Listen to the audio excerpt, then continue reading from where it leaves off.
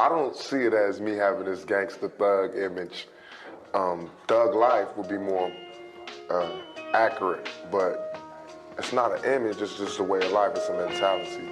I don't feel like what I did was so evil. I just feel like the way I was living and my mentality was a part of my progression to be a man.